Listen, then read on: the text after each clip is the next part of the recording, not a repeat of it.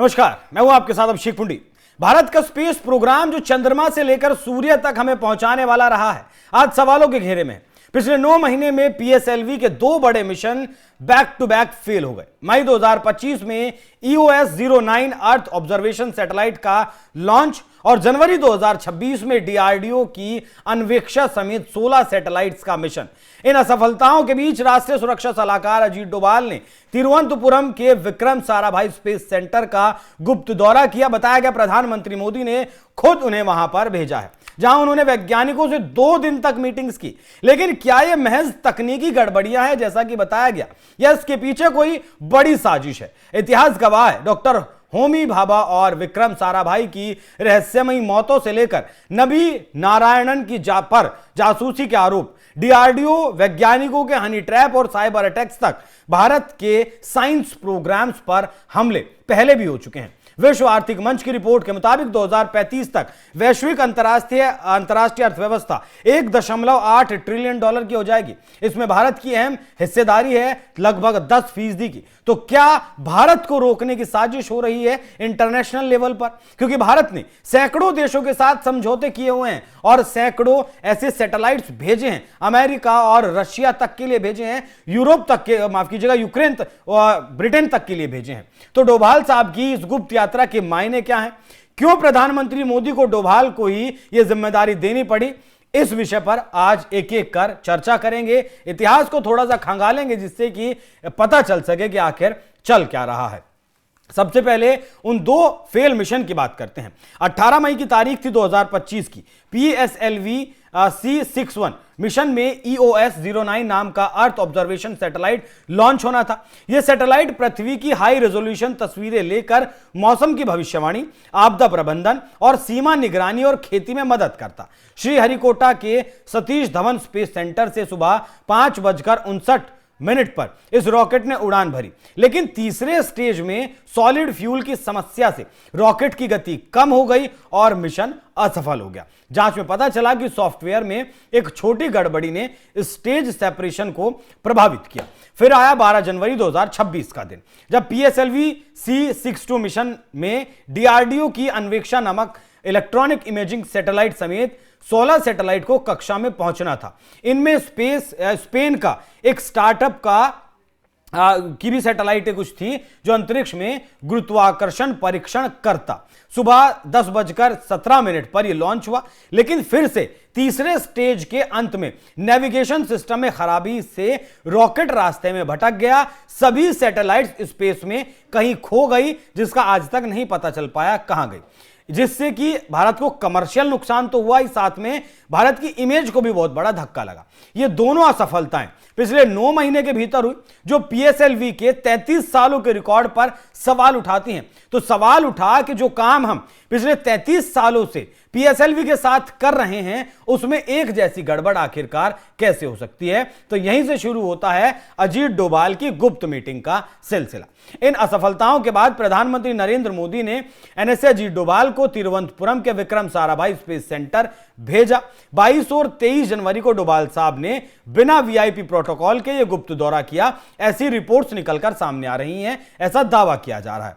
उन्होंने VSSC director A राजा राजन और 20 से ज्यादा वैज्ञानिकों के साथ मीटिंग की, जहां PSLV के स्टेज 3 इंजन सॉफ्टवेयर और सप्लाई चेन पर चर्चा हुई। अफवाहें हैं कि सबोटाज की जांच के लिए IB और रॉ की टीमें भी शामिल थी। मतलब कोई हमला तो इन पर नहीं हुआ, कोई साइबर अटैक तो नहीं हुआ।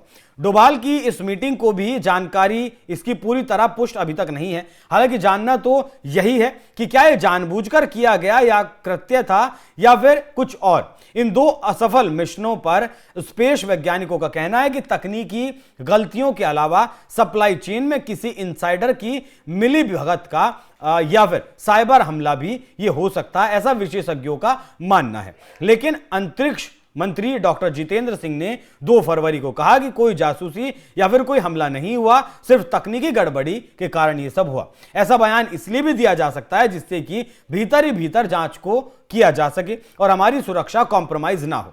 बाकी मई 2025 की जांच रिपोर्ट PMO को सौंप दी गई है। इसकी जानकारी गुप्त रखी गई है, किसी के सामने इसकी जानकारी नहीं दी गई। यह भी एक चर्चा का विषय है। जनवरी 2026 की जांच में बाहरी एक्सपर्ट शामिल किए गए हैं और पीएसएलवी का अगला मिशन जून 2026 में होना है। कुल 18 मिशन 2026 के लिए प्लान्ड है। अब पीएसएलवी के इतिहास की अगर बात करें तो पीएसएलवी भारत का वर्क हॉर्स रॉकेट है।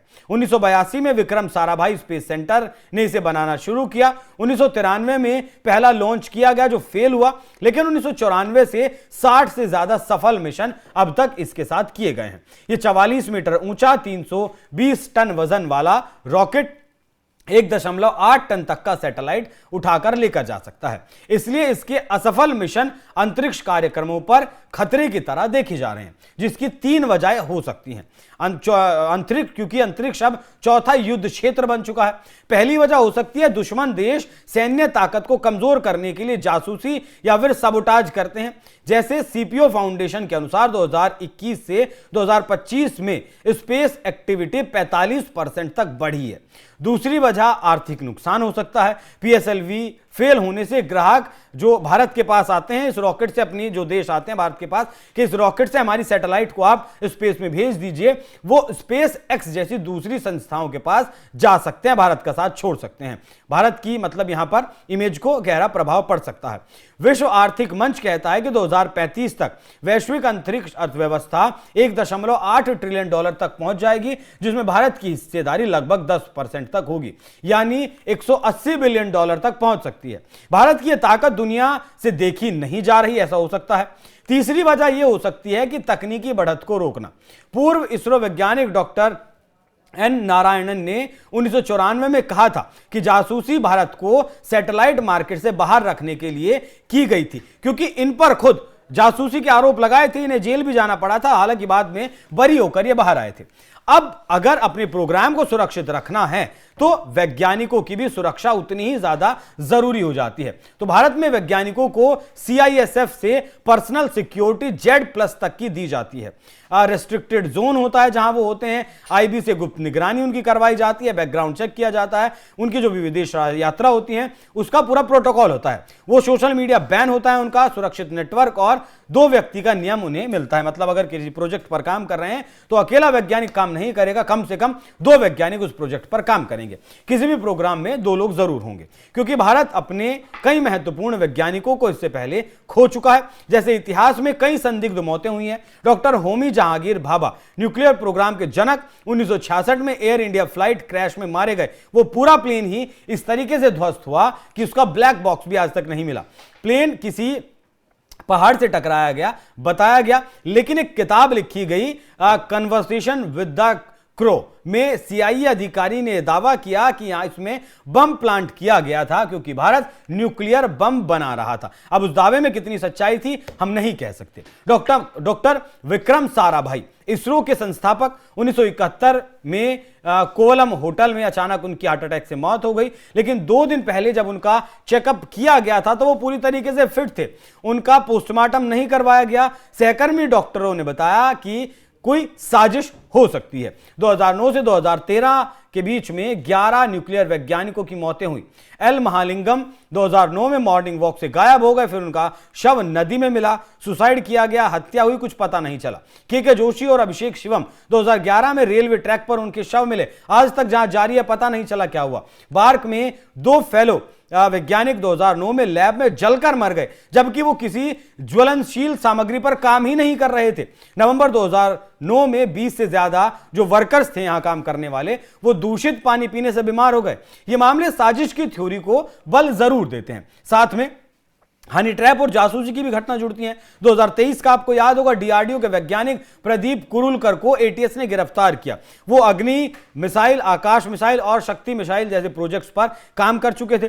पाकिस्तानी महिला ने सोशल मीडिया पर उन्हें फंसाया। चैट्स वीडियो से डीआरडीओ सीक्रेट्स लीक करने की बात पता चली। जांच में पता चला कि महीनों तक ये संपर्क में रहे थे और संवेदनशील डेटा इनके द्वारा शेयर किया गया था। 1994 की मैं अगर बात करें तो नंबी नारायणन पर कायरोजेनिक इंजन लीक करने का आरोप लगाया गया। केरल पुलिस ने इन्हें गिरफ्तार किया। मालदीव महिलाओं से लिंक बताया गया, 50 दिन जेल में रहे, लेकिन 2018 में सुप्रीम कोर्ट ने इन्हें निर्दोष घोषित कर दिया। इन्हें अपने आप को निर्दोष साबित करने में 2 दशक से ज्यादा का 2 दशक इन्हें लग गए अपनी निष्पक्षता या फिर कहें कि अपने आप को निर्दोष साबित करने में। पुलिस को 50 लाख मुआवजा देने के लिए भी कोर्ट की तरफ से कहा गया था। यह फर्जी जासूसी केस था जो इसरो को पीछे धकेलने की एक साजिश थी। अब बात करें चंद्रयान 2 से पहले 2019 में नॉर्थ कोरियन हैकर्स लाजरस ने ईमेल से मालवेयर भेजा था, जो हजारों की संख्या में ईमेल्स भेजे गए थे। अगर इसरो के वैज्ञानिक या फिर सिस्टम में इन्हें खोला जाता तो इसरो के सिस्टम्स में मालवेयर इंस्टॉल हो जाता, लेकिन इसरो ने इसे रोक लिया। इसरो चेयरमैन एस सोमनाथ कहते थे कि रोज 100 से ज्यादा साइबर हमले होते हैं, लेकिन इन्हें रोक दिया जाता है। ऐसा इसलिए भी हो सकता है क्योंकि भारत की स्पेस इकोनॉमी तेजी से बढ़ रही है। 2035 तक ग्लोबल स्पेस इकोनॉमी 1.8 ट्रिलियन तक पहुंचेगी, जिसमें मैंने आपको बताया कि भारत की एक बड़ी हिस्सेदारी इसमें होगी। बाकी सैटेलाइट लॉन्च के लिए भारत ने 61 देशों और 5 बड़े संगठनों के साथ सहयोग समझौते किए हुए हैं।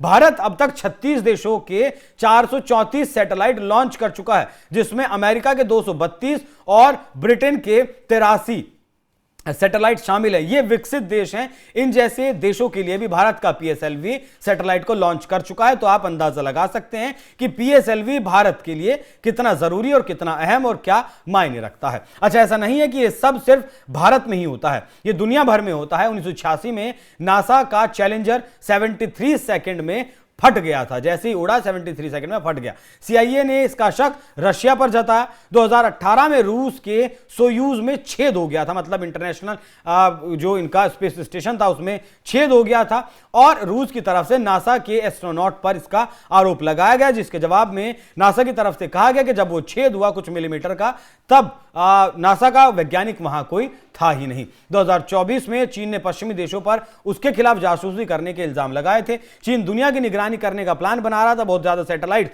वो अंतरिक्ष में भेजने वाला था, लेकिन शायद वो जासूसी का शिकार हुआ और उस प्रोग्राम को फिर वो कभी शुरू नहीं कर पाया। तो चुनौतियां हैं, लेकिन भारत का स्पेस प्रोग्राम मजबूत है, वैश्विक हिस्सेदारी बढ़ रही है और सुरक्षा मजबूत करने से हम आगे बढ़ रहे हैं। बाकी उम्मीद करेंगे जो अंतरिक्ष प्रोग्राम पर हमले की बात कही जा रही है वो गलत हो और डोभाल साहब का जाना बस एक आम मीटिंग हो। बाकी संभावनाओं से इनकार नहीं किया जा सकता। बाकी आप लोग इस विषय पर क्या सोचते हैं, कमेंट बॉक्स में अपनी राय जरूर दीजिएगा। नमस्कार।